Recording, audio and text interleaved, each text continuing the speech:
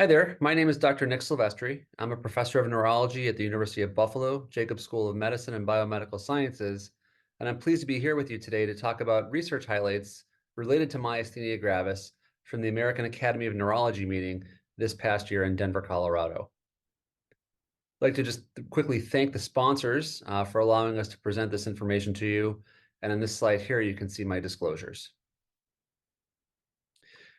So first and foremost, what is myasthenia gravis? Myasthenia gravis is a prototypical autoimmune disorder, a rare disease that is due to antibodies against predominantly the acetylcholine receptor, causing impaired neuromuscular transmission due to a reduction of or destruction of acetylcholine receptors at the postsynaptic membrane.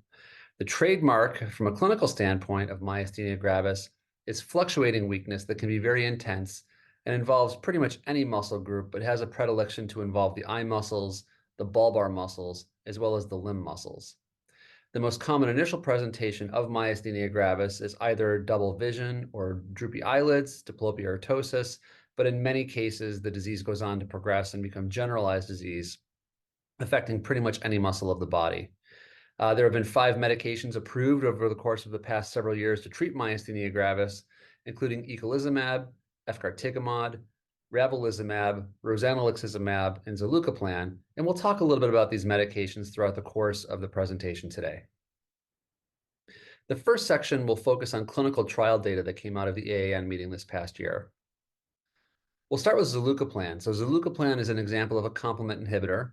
It binds to the fifth part of complement, C5, and it inhibits its cleavage from C5 to C5a and C5b, and that prevents the formation of what's called the membrane attack complex, which can destroy the neuromuscular junction in myasthenia gravis.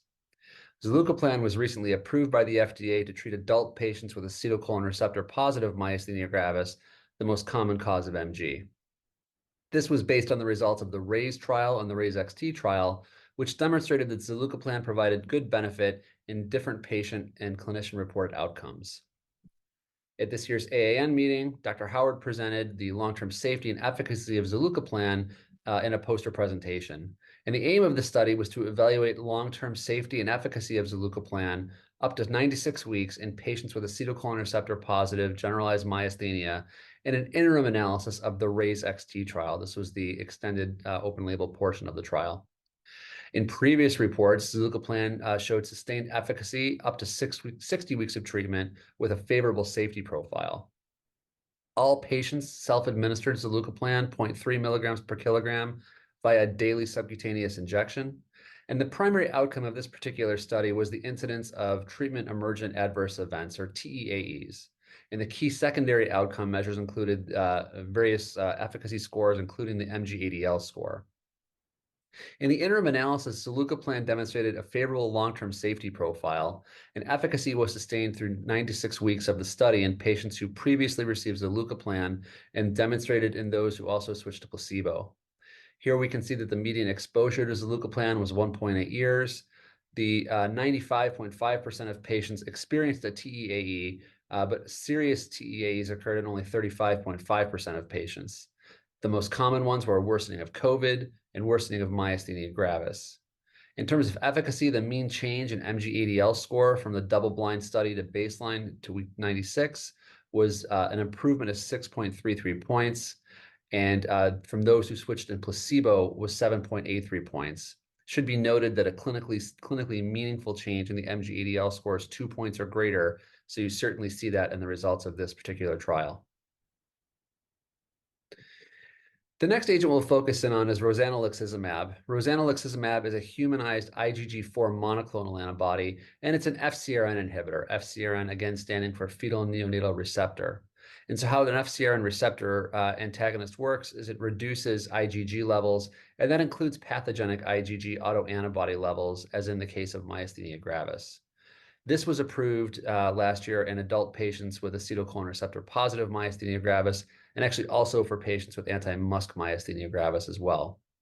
And this was done on the basis of the MyCaring study. The MyCaring study was a phase 3 randomized double-blind placebo-controlled trial of rozanolixizumab in myasthenia gravis, and patients were randomized 1:1:1 for a subcutaneous infusion of either 7 mg per kg of rozanolixizumab, 10 mg per kg of rozanolixizumab, or placebo for 6 weeks. After one cycle of rozanolixizumab, this was found to significantly improve MG-ADL scores, as well as other scores such as muscle fatigability, physical fatigue, and bulbar weakness in patients treated with rozanolixizumab versus placebo. The particular study that we're going to focus in on from the AAN meeting today was done by Dr. Ali Habib and colleagues, and this demonstrated clinically meaningful PRO improvement with rozanolixizumab. So the aim of this particular study was to illustrate clinical meaningfulness of a change in the MG symptom PRO score in patients receiving one cycle of rozanolixizumab in the MyCaring study. Again, patients received either 7 mg per kg or 10 mg per kg of rozanolixizumab or placebo, and the change from baseline to day 43 in the MG symptoms PRO scales was assessed, and thresholds for clinically meaningful response was applied. What this study found was that a higher percentage of patients treated with rozanolixizumab over placebo had meaningful improvements in physical fatigue and muscle weakness fatigability symptoms. And here in this chart, you can see that based on changes in muscle weakness fatigability, physical fatigue, as well as bulbar muscle weakness, you can see that's true for both doses of rozanolixizumab, both the 7 milligram per kilogram and the 10 milligram per kilogram doses versus placebo in this chart. What about drivers of additional rozanolixizumab treatment cycles? So the aim of this particular study was to understand factors leading to the initiation of a new rozanolixizumab cycle in the MyCaring and open label extension studies. So just to take a step back, each cycle of rozanolixizumab was 6 weekly subcutaneous infusions, and patients could be retreated in these trials if they met certain criteria such as worsening of their MG-ADL or QMG scores. So as the slide says, a new cycle was considered when the MG-ADL score was worsened by 2 or more points, or the QMG worsened by 3 or more points. And these score changes were seen before the start of a new cycle and were analyzed. And what this particular study found was that the initiation of a new cycle of rozanolixizumab was generally driven by worsening and observed changes in the MG-ADL and or QMG scores. And off to the left portion of the slide in the table, you can see the various percentages of patients that their treatment cycle was initiated, retreatment cycle was initiated either by the MG-ADL score, the QMG score, both or neither. Moving on now to ravulizumab. Ravulizumab is another example of a complement inhibitor. Ravulizumab was engineered from eculizumab through the change of 4 amino acid residues to have a half-life that's 4 times as long. So it can be given every 8 weeks as opposed to eculizumab, which was given every 2 weeks. And this was approved for patients with generalized myasthenia gravis and acetylcholine receptor antibodies a few years ago in the US. This was on the basis of the CHAMPION-MG trial. This was a 26-week double-blind randomized placebo-controlled phase 3 trial that demonstrated the efficacy and safety of ravulizumab in patients with acetylcholine receptor positive GMG. Patients who completed the randomized controlled period could receive ravulizumab in an open label extension or OLE. Blinding to original treatment was maintained. This study by Dr. Vu demonstrated long-term efficacy and safety of ravulizumab. Again, that was the aim of the trial. And in the CHAMPION MG OLE, patients received IV ravulizumab for up to 4 years. Assessments included MG-ADL and QMG total scores, as well as evaluation for safety. And what the study found is that ravulizumab demonstrated clinically meaningful sustained improvements in MG symptoms and was well tolerated for up to 164 weeks in adults with acetylcholine receptor positive generalized myasthenia gravis. The mean duration of treatment of the subjects enrolled in the study was approximately 2 years. And you can see that the changes from baseline in the MG-ADL score were 4 for those patients initially treated with ravulizumab in the initial portion of the trial, and 2.1 for patients that initially received placebo and were later given ravulizumab. All QMG scores improved as well. And importantly, because complement inhibition carries the risk of meningococcal infection for which we must vaccinate our patients, it should be noted that all of these patients were vaccinated and no meningococcal infections were reported throughout the course of this trial. Let's move on now to efgartigimod. Efgartigimod, like rozanolixizumab, is an example of a fetal neonatal receptor antagonist. And this was first approved for treatment with adult patients with generalized myasthenia gravis and positive acetylcholine receptor antibodies in late 2021. This was on the basis of the ADAPT trial, as well as the ADAPT Plus trial, which was the open label extension of the initial trial.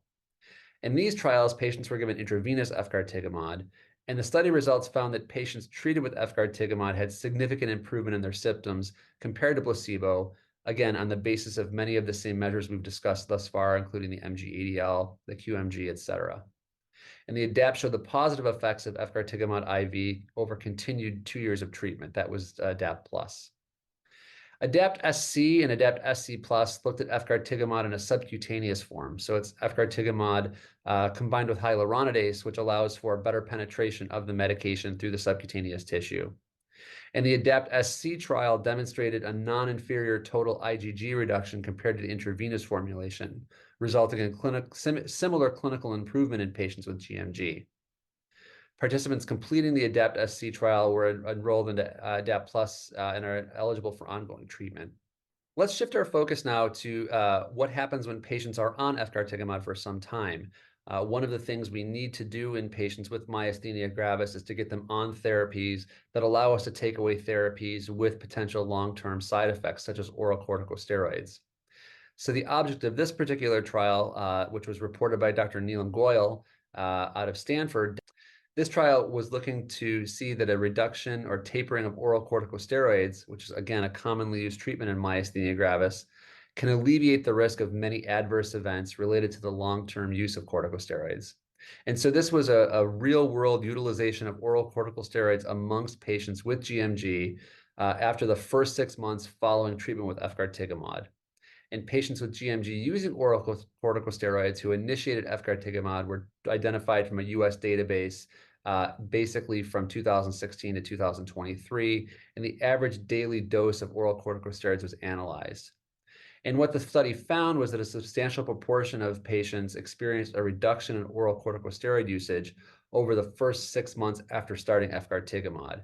This looked at 231 patients, and you can see based on the percentages here, what percent of patients were on low, intermediate, or high-dose corticosteroids. And you can see that 35.5% of patients had a 5 milligram or greater reduction in corticosteroid usage after 3 months.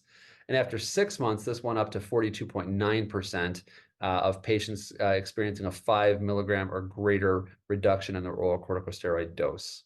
And you can see at the bottom, the average daily dose after 6 months was 0 to 5 milligrams in 25.9% of patients, and still over 20 milligrams in 29% of patients.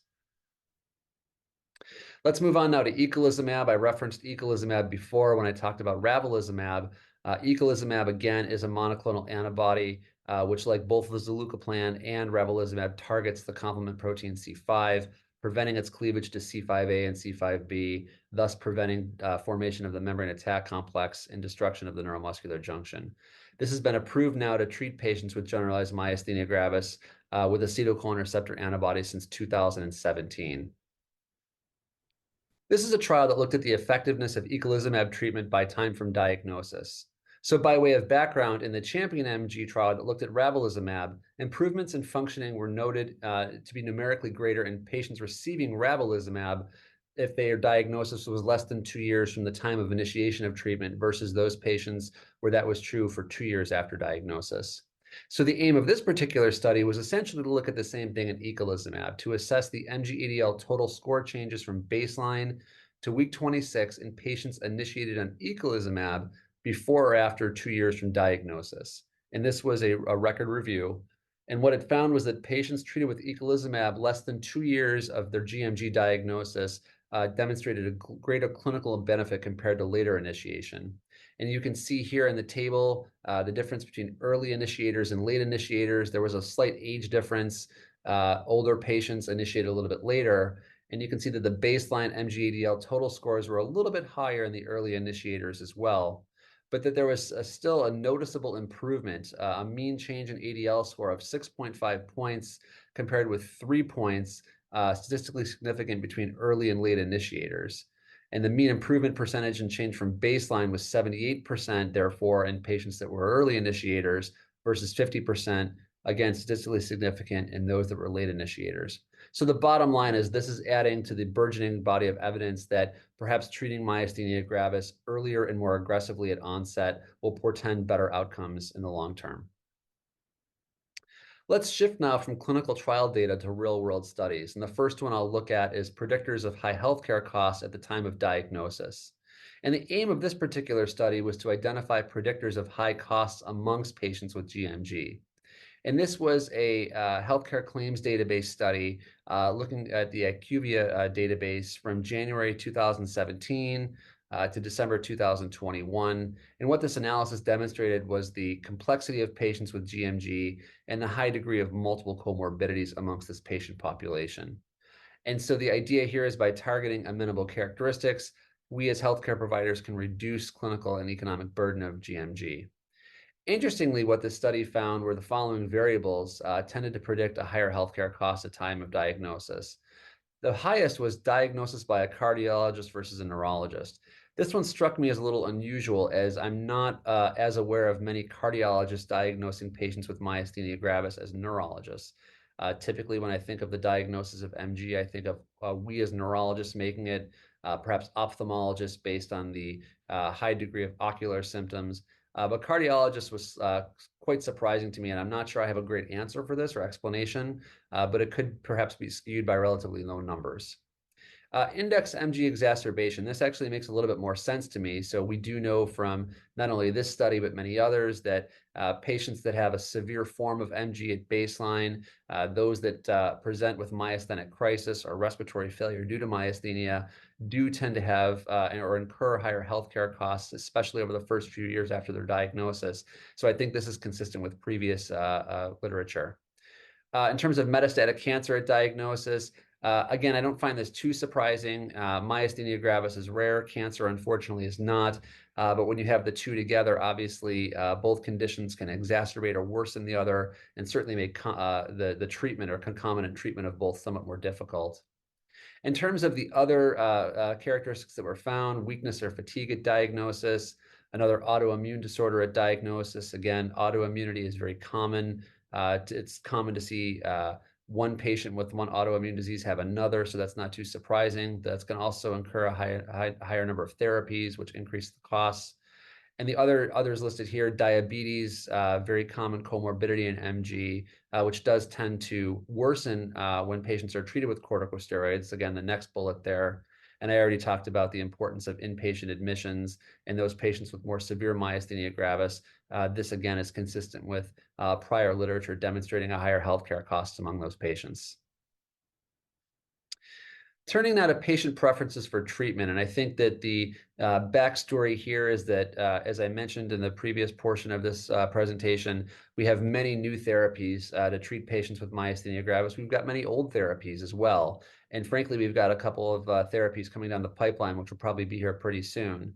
And so the factors that we need to take into account when making treatment decisions for our patients with myasthenia include not only the efficacy of the medication and the safety of the medication, as well as patient comorbidities and other patient factors, but that includes patient preferences. And so the aim of this particular study was to identify patient preferences for generalized myasthenia gravis treatment features. So this was done through an online discrete choice experiment survey, which was administered to adult patients with generalized myasthenia gravis here in the US, in the UK, and in Germany. And 200 respondents chose between experimentally designed pairs of hypothetical treatments, and the pooled data was analyzed using a mixed logistical model. Respondents preferred GMG treatments with a lower ISR risk, with less frequent administration, and those that were self-administered at home. So basically, medicines that were safe and were convenient for patients. So this is important as we think about different therapies for different patients. Again, trying to use a shared decision-making model when making treatment choices for our patients, and really listening to them in terms of what their desires are as we make our prescriptions and make our recommendations for treatment. The next abstract I'd like to look at is improvement in MG-ADL subdomain scores, which was reported by Dr. Vern Jewell and colleagues. And the aim of this study was to assess changes in activities of daily living per muscle subdomain in patients with GMG treated with eculizumab, a medication we discussed a little bit earlier. And this looked at data collected from an MG registry with MG-ADL scores before and after the initiation of eculizumab, including those patients who discontinued from January 2016 to December 2021. And what the findings suggest here is that MG-ADL scores and the number of affected subdomains are reduced with eculizumab treatment. So in this group of 82 patients, you can see that improvement in MG-ADL scores by subdomain was there across all subdomains. It was the highest in the bulbar subdomain at 58.2%, followed by the limb subdomain at 46.7%, next ocular at 42.3%, and respiratory at 38.7%. The number of patients with a lower number of subdomains with reported symptoms present after initiation of eculizumab was 55, or 60% of the patients. And you can see that the improvements in MG-ADL scores by subdomain listed below, highest for ocular, followed by bulbar, followed by limb, followed by respiratory symptoms. Now let's look at treatment patterns and healthcare resource utilization amongst juvenile patients. So juvenile MG being strictly defined as patients with the onset of MG before the year of 18 years of age. And the aim here was to describe treatment patterns and healthcare resource utilization, or HCRU, of patients with newly diagnosed juvenile myasthenia gravis. This was done in newly diagnosed patients between 2008 and 2021, identified from various databases, including Medicaid database and other commercial databases. Patients were followed from the date of first juvenile MG claim, and related treatment changes during follow-up was assessed. Juvenile MG patients escalate rapidly through the treatment hierarchy, but continue to experience exacerbations and a high HCRU, suggesting that the current treatments available to us do not provide adequate disease control.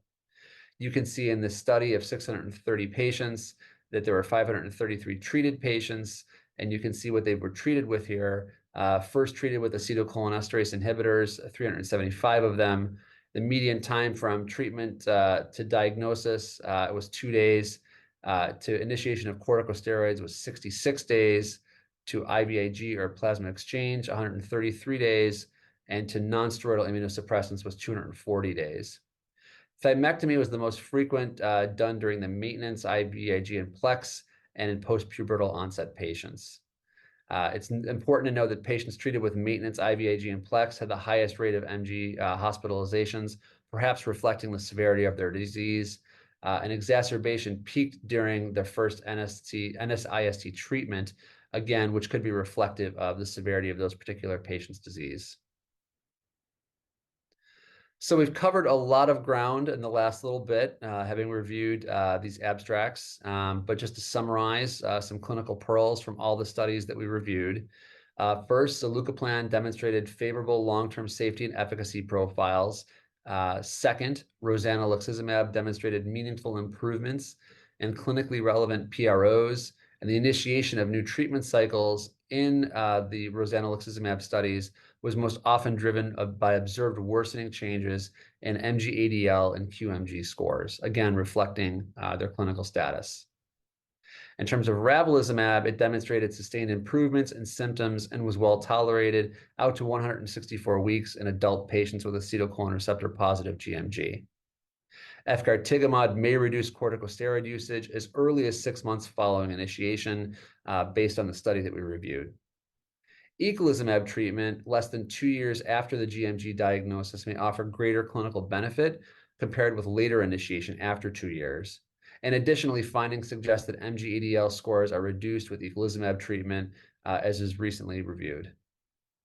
Predictors of high healthcare costs for GMG patients include inpatient admissions, MG with exacerbation on the index date, again, patients presenting with a more fulminant MG phenotype, the number of outpatient visits, corticosteroid use, diagnostic, the specialty of the diagnosing physician, again, still trying to understand why cardiologists are diagnosing myasthenia gravis, and multiple medical comorbidities. In terms of patient preferences, patients want medications that have lower side effect risks, that have less frequent administration, and those that can be self-administered at home. And finally, juvenile MG, and I should mention that many of the newer therapies that we talked about during this presentation are not labeled for patients with juvenile MG, but juvenile MG patients escalate rapidly through the treatment hierarchy, but continue to experience exacerbation and high healthcare resource utilization, suggesting that the therapies that are available currently to them, again, excluding a lot of the therapies that are newer on the market, don't provide adequate disease control. So I thank you very much for your attention. It's been a pleasure to present these abstracts to you, and I wish you all very well.